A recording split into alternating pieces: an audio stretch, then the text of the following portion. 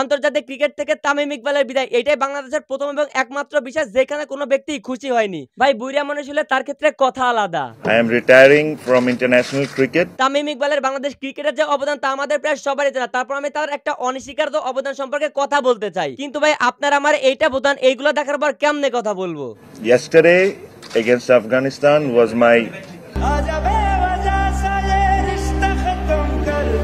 কেনই বা তিনি অবসরে গেলেন আর কেনই বা সাংবাদিকদের এসব বিষয় নিয়ে খোঁচাখুচি করতে না করলেন, আর ক্যাপ্টেন মাশরাফি তার অবসর নিয়ে কি মন্তব্য করলেন সেই বিষয়ে পুরো বিস্তারিত আলোচনা করব। তবে তার আগে একটু কথা বলি, আপনাদের এশিয়া কাপের কথা মনে আছে? ম্যাচের দ্বিতীয় ওভারে একটা বল এসে লাগে তামিম ইকবালের বাঁ হাতের কবজিতে, আর তখনই সে ব্যথাতে কাতরাতে কাতরাতে চলে যান ড্রেসিং রুমে, আর ড্রেসিং রুম থেকে সরাসরি হাসপাতালে গিয়ে স্ক্যান করে জানতে পারেন তার বাঁ হাতের কবজিতে চিড় ধরেছে, যার জন্য তিনি আগামী 6 সপ্তাহ ক্রিকেট খেলতে পারবেন না। আগে থেকেই তার ডান হাতে চোট ছিল, এবার নতুন করে আবার বাম হাতে চোট লাগলো। তারপরেও জন্য তার কাছে তার দলই বড়। হাতে ব্যান্ডেজ করে মাঠের বাইরে বসে বসে খেলা দেখতেছিলেন তামিম ইকবাল। এমন টাইমে 19 বল বাকি থাকতে 9টা উইকেট পড়ে যায়, আর সেই সময় তামিম ইকবাল তার হাতের কথা চিন্তা না করে মুশফিককে সঙ্গ দেওয়ার জন্য এক হাতে ব্যাট নিয়ে মাঠে নেমে পড়ে।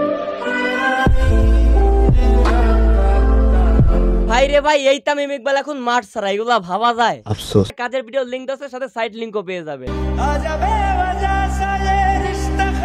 সাকিব আল হাসান, মাশরাফি বিন মুর্তজা, তামিম ইকবাল, মুশফিকুর রহিম আর রিয়াদ, এদেরকে হচ্ছে বাংলাদেশ ক্রিকেটের লিজেন্ডারি ক্রিকেটার হিসেবে ধরা হয়। হাজার হাজার ক্রিকেটার আসবে যাবে, কিন্তু বিশ্ববাসী এদের কথা কখনো ভুলতে পারবে না। কিন্তু প্রশ্ন হইতেছে এরা একের পর এক কেন অবসরে যাইতেছেন? ভাই এদের থেকেও বেশি বয়সী প্লেয়াররা এখনো সমানভাবে খেলে যাচ্ছে, তাহলে এরা কেন পারতেছে না? ভাই এটি হচ্ছে চাপ বলে, এটি হচ্ছে ভিতরের চাপ, যেটাকে রাজনীতি বলে। আর যার কারণে তামিম সাহেব এইগুলো নিয়ে সাংবাদিকদের বেশি খোঁচাখুচি করতে না করেছেন। আর অনেকেই দেখলাম অভিযোগ করতেছেন গত কয়েকটা ম্যাচে তামিম ইকবাল ভালো পারফরমেন্স না করার কারণে তার ফ্যানরা তাকে নিয়ে ট্রল করতেছেন, আর যার কারণে তিনি অবসর নিচ্ছেন ক্রিকেট থেকে। মানে ভাই আপনাদের কি লজিক মাইরি? হ্যাঁ, সাকিব আল হাসান একমাত্র ক্রিকেটার যিনি কিনা বছরের সবটা সময় কোনো না কোনো বিষয় নিয়ে সমালোচনা এবং ট্রলের শিকার হন। কই তিনি তো অবসর নিলেন না, উল্টা আরো 1 বছরের নিষেধাজ্ঞা পার করে তিনি আগুন হয়ে মাঠে ফিরেছেন। আর এই থেকে বোঝা যায় সামান্য ট্রলের কারণে কোনো ক্রিকেটার অবসর নিতে পারে না, যেটা নিজের ক্ষতি, দেশের ক্ষতি, ক্রিকেটের ক্ষতি। সঠিক বলেছেন। এটা আসলে অবভিয়াসলি ভিতরের একটা চাপ, যেটা নাকি অনেকেই বলতাছে। এবার আসেন শুনি মাশরাফি কি মন্তব্য করেছে তার বিষয়ে। তামিম, তোর সিদ্ধান্ত অবশ্যই একান্তই তোর, এটা কারো ভালো লাগলেও তোর, ভালো না লাগলেও তোর।